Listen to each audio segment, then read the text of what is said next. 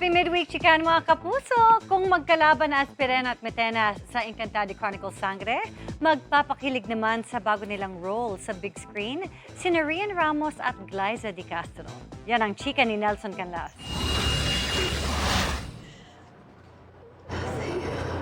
Mahigit isang dekada na mula nang magtambal sa drama romance series na The Rich Man's Daughter, sina Rian Ramos at Glyza Di Castro.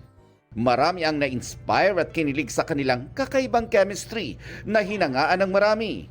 Nabuo pa nga ang Team Rastro na tawag sa kanilang mga taga-suporta. Alam ko. Kaya ang good news sa mga nakamiss sa kanilang tandem, mapapanood yan sa bago nilang pelikulang I Fell, It's Fine.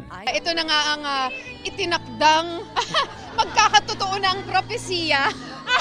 At nagkaroon na kami ng movie together. So Rastro is so back.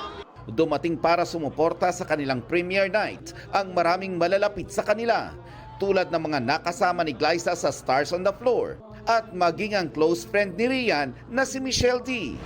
Ang kanilang indie film tatalakay sa pagmamahala ng dalawang babaeng miyembro ng LGBTQIA+ community.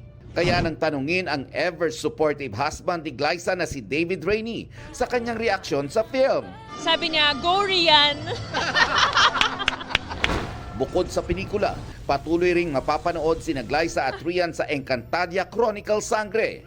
Ang role ni Rian as Metena may ibinunyag na pangitain kay Sangre Adamus.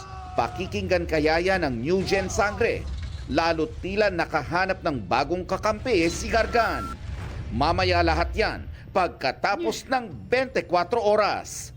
Nelson Canlas, updated sa Showbiz Happening.